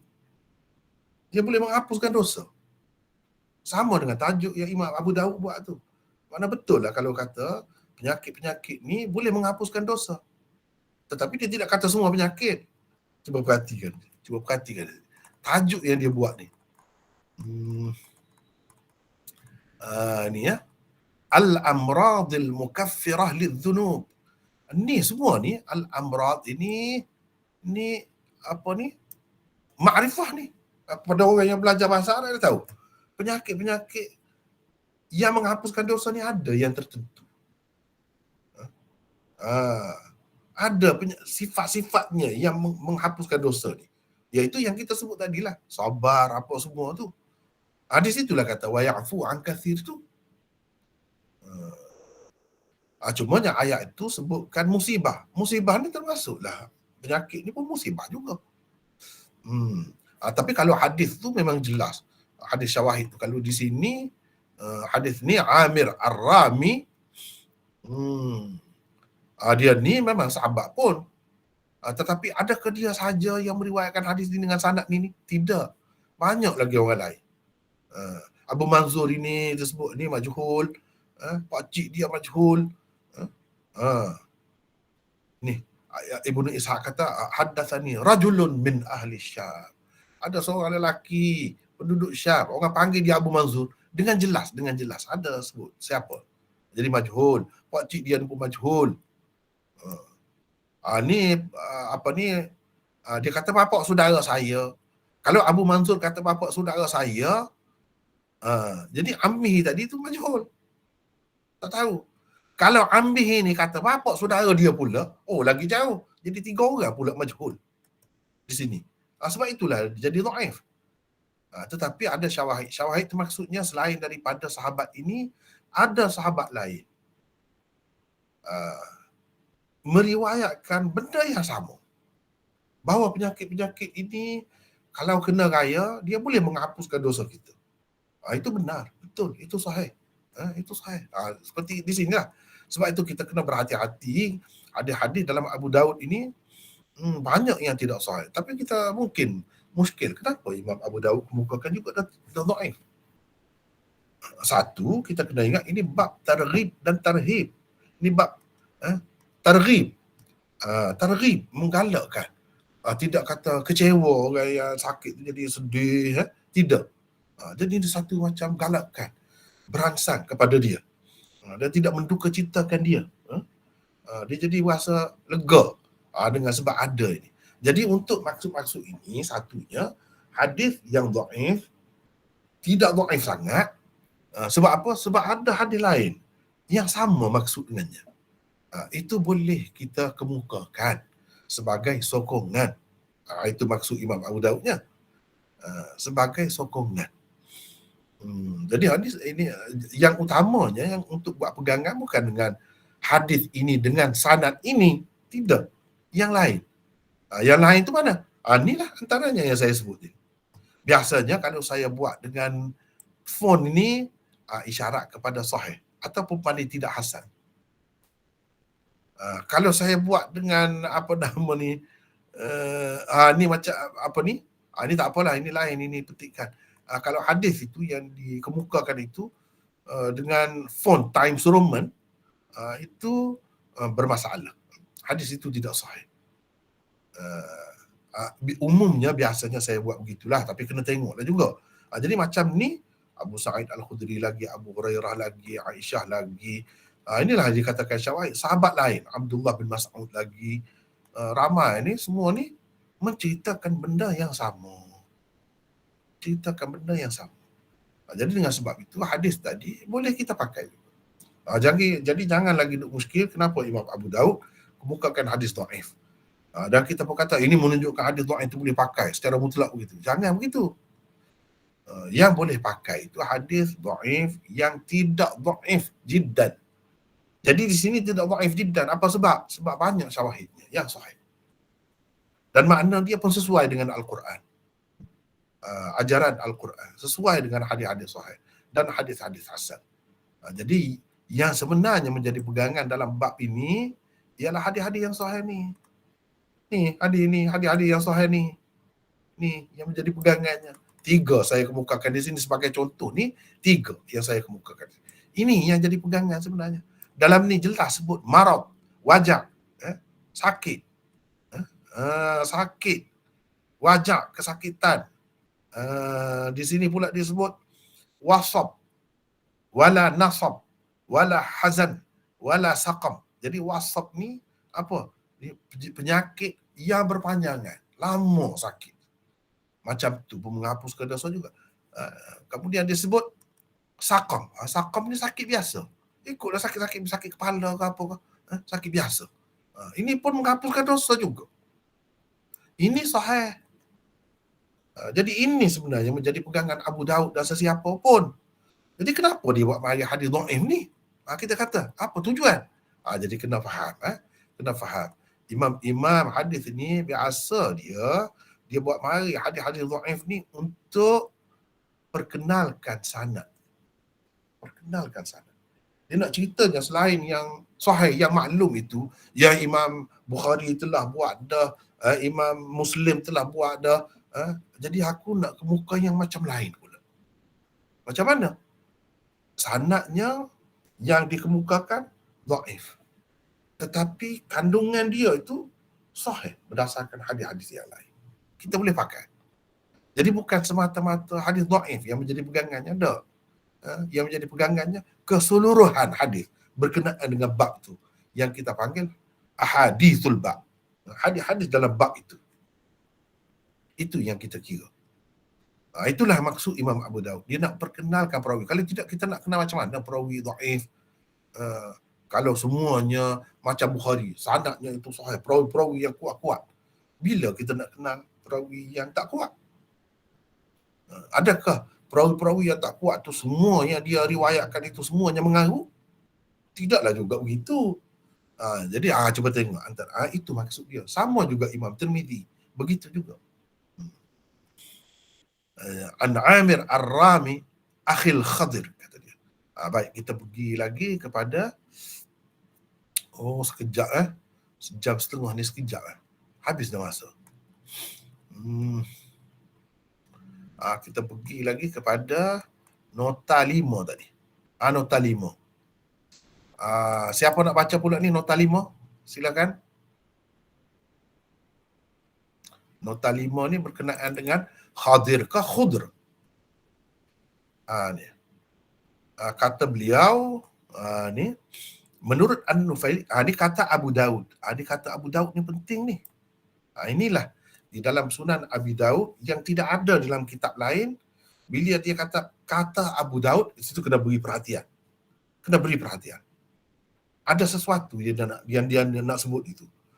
Jadi ini cuba perhatikan. Semua nampak ke ni? Yang saya tunjuk ni nampak ke tidak? Nampak. Nota tu. Cuba tengok ni. Ni Abdullah bin Muhammad An-Nufaili meriwayatkan kepada kami. Siapa kata? Abu Daud kata. Abu Daud kata.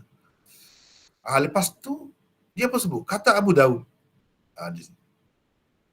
menurut An-Nufaili, inilah Abdullah bin Muhammad An-Nufaili, guru dia.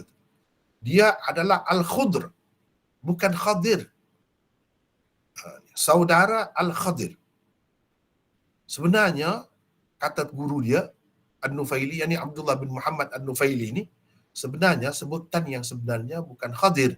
Sebutan yang sebenarnya Al-Khudr. Ni Al-Khudr. Akan tetapi, demikianlah ia disebut perawi.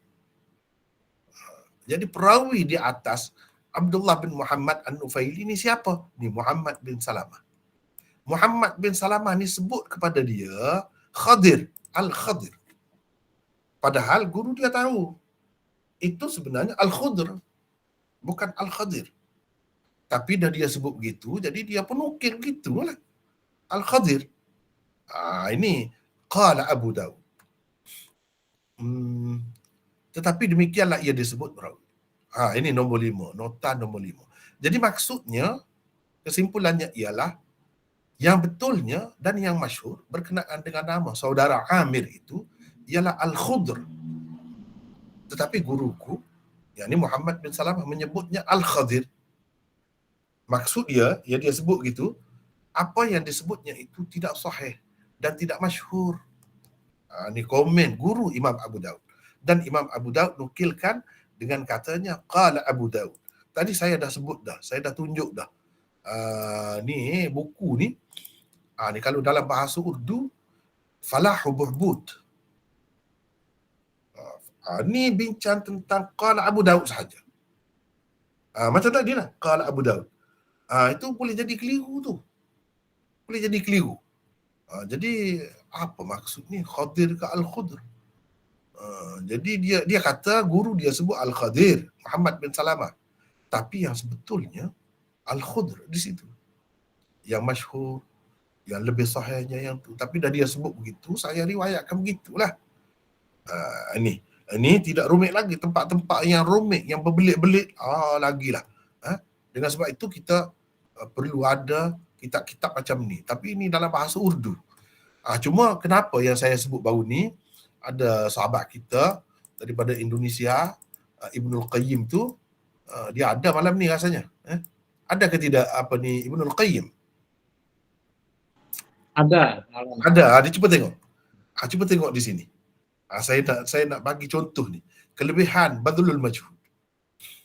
Kenapa Ibnul Qayyim tanya hari itu, saya lebih merujuk kepada Badlul Majhud. Sebenarnya saya tidak merujuk kepada Badlul Majhud sahaja. Tapi oleh kerana kita pergi mengajar di Masjid Muhammadi itu, kenalah ada satu kitab. Jadi satu kitab itu kitabnya. Kena bawa lah satu kitab kan. Jadi cuba tengok di sini. Ini yang menarik ni. Dia sebut ni. Wa qala An-Nufaili ay Abdullah ibn Muhammad Syekhul Musannif. Ini Imam Abu Daud, Syekh Imam Abu Daud lah. Huwa yani lafzul Khadir بفتح الخاء وكسر الضاد المعجمتين صوابه الخضر بضم الخاء المعجمة وسكون الضاد المعجمة هذا هو الصواب. Maksudnya inilah yang betul. Walakin kadha, tetapi bifathil kha wa kasrid dha qala ar-rawi. Jadi rawinya iaitu Muhammad bin Salamah. Dia kata dengan fathah kha dan kasrah dhad, Khadir. Dia sebut gitu. Jadi kesimpulannya, anna as-sawab wal mashhur fi hadha al-lafz huwa al-khudr. Walakin qala Syekh Muhammad bin Salamah bi fathil kha al-mu'jamah wa kasril dhad al-mu'jamah wa huwa ghairu sahih atau ghairu mashhur. Nampak ke tidak Ibnul Qayyim? Dan orang-orang lain pun nampak ke tidak? Nampak. Ini kelebihan. Bila Imam Abu Daud kata qala Abu Daud, itu kena beri perhatian. Qala Abu Daud, dia ada sesuatu nak cerita khususnya tentang sanad. Maknanya Imam Abu Daud ni teliti. Dari segi baris begitu pun dia teliti. Dia ingat guru dia kata, guru dia komen di sini. Terhadap perawi, mana guru kepada guru dia lah. Guru kepada guru dia sebut Khadir. Jadi guru Imam Abu Daud, Abdullah bin Muhammad An-Nufaili, kata itu tak tepat itu. Yang tepatnya Al-Khudr. Dia ingat, dia sebut benda tu. Jadi Muhammad bin Salamah, kita tahulah Muhammad bin Salamah ni memang meriwayatkan dengan menyebut sanad tu Khadir, Al-Khadir, bukan Al-Khudr. Tetapi yang lebih tepat, yang masyhurnya ialah Al-Khudr. Begitu juga kalau sahabat-sahabat sekalian, para hadirin dan hadirat sekalian yang hadir pada malam ini, kalau tengok di dalam Aunul Ma'bud pun sama. Aunul Ma'bud pun ada sebut juga benda ni.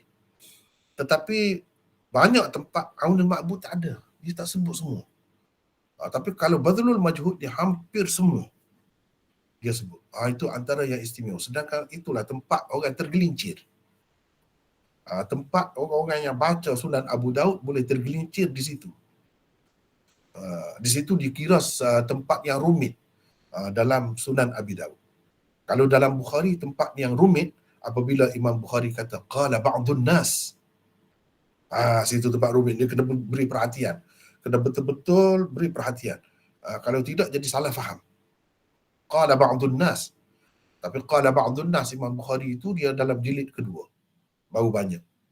Sebelum jilid satu dia tak banyak. Kalau dalam ni yang kita kena berhati-hati, kena beri perhatian, iaitu bila Imam Abu Daud kata qala Abu Daud. Di situ ni banyak dah kita dah bertemu dah ni. Malam pertama ni dah bertemu dah banyak ni. Dia kata Abu Daud. Kata Abu Daud ni.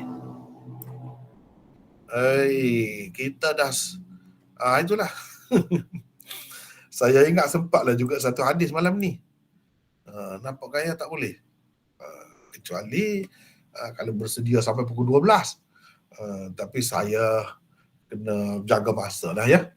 Kita semua masing-masing ada hal pula. Jadi saya rasa malam ni hanya setakat itu, tak sempat dah kita nak meneruskan lagi. Jadi sekurang-kurangnya dah tahu cara Imam Abu Daud tu kan. Dah tahu cara dia tu memang menarik sebenarnya. Kalau kitab-kitab hadis tu kita belajar dengan cara begini, memang menarik. Terutamanya kesenian dia terletak pada penyusunan kitab-kitab dia.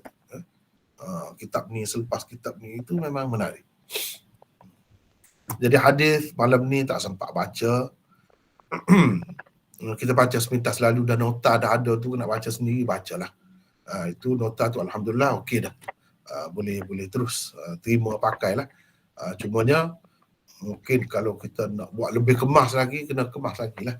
Tapi itu pun dah banyak dah sebenarnya. Dalam syarah-syarah tadi sebenarnya setengah-setengah tu sikit sangat. Sikit sangat. Jadi yang kita buat ni pun dah banyak dah.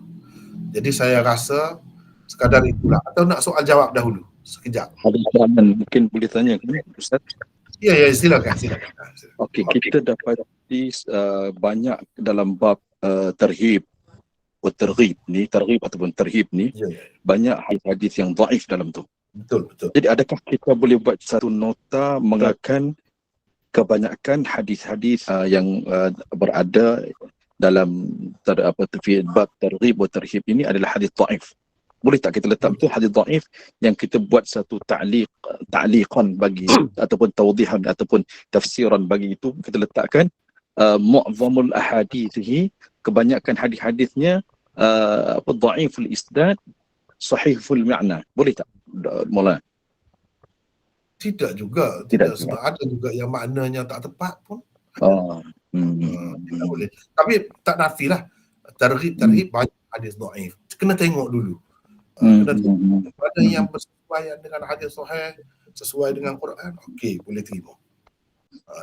Maknanya kita anggap dhaifnya tidak kuat.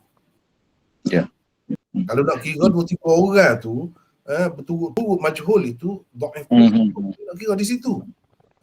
Tapi oleh kerana dari sudut makna dia tu syawahid dia tu banyak. Jadi kita katakan Imam Abu Daud sebenarnya pegangan dia dan orang-orang lain pun yang sahih tu, tapi dia kemukakan di sini yang dhaif. Jadi dia nak ceritanya yang dhaif dalam keadaan ini menyokong yang kuat itu. Yang kuat itulah tetap sepatutnya menjadi pegangan semua kita. Wallahu a'lam. Bolehkah Maulana contohkan kitab-kitab dalam bab targhib wa tarhib ini yang kita boleh pegang sebagai kebanyakan hadisnya adalah hadis yang sahih fil isnad ke apa tu, sahih fil makna ke. Ya, ya, ya. Benda macam tu boleh tak Maulana boleh contohkan? Saya ada sebut dah di sini. Untuk hadis yang kedua ni, saya dah sebut. Cuba tengok di sini sekejap. Hadis kita ada 2 hadis malam ni tadi. Dah baca tadi. Ni hadis yang kedua juga sebenarnya dhaif. Yang Imam Abu Daud bawa ni. Ni qala Abu Daud. Pula ada qala Abu Daud pula sini. Ni. Yang ni pun dhaif juga. Ini pun Imam Abu Daud ambil daripada Abdullah bin Muhammad An-Nufaili. Tapi 2 orang guru dia. Ibrahim bin Mahdi Al-Misrisi. Jadi ini pun dhaif juga. Kita nak ringkaskan, saya dah sebut dah di sini. Jadi hadis ni walaupun di sudut sanad hadis ini dhaif, namun tarafnya meningkat naik kerana ada beberapa syawahidnya. Maka boleh juga dikatakan hadis ini hasan dengan maksud hasan li ghairi, atau sahih dengan maksud sahih li ghairi.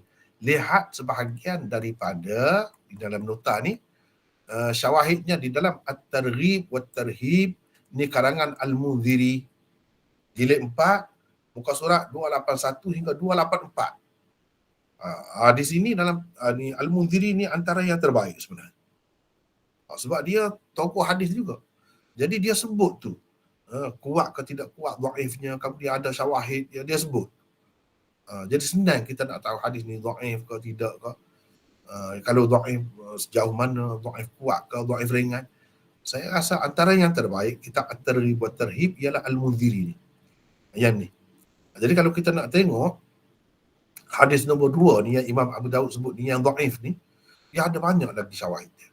Nak tengok syawahid dia, tengok sini. Boleh. Inilah. Selain daripada tu dalam Sahih Ibn Hibban juga hadis nombor ni. Ini juga sahih dan ataupun hasan, boleh kita kata hadis Abu Daud ini hasan ataupun sahih li ghairi kerana ada di dalam Sahih Ibn Hibban. Itu. Begitulah. Jadi kena semak banyak jugalah. Tidak kata setiap hadisnya boleh kita kata mesti ada maknanya yang sahih, mesti ada syahid. Kena tengok dulu. Kalau betul-betul ada, iyalah, tak apa. Begitulah. Jadi malam ni saya rasa setakat itulah ya. Sebab panjang dah. Kita terpaksa kena tangguhkan. Jadi sekadar itulah untuk malam ni. Assalamualaikum. Wa'allahu a'lam. Assalamualaikum. Waalaikumsalam. Waalaikumsalam Maulana jazakallah. Waalaikumsalam. Wassalamualaikum.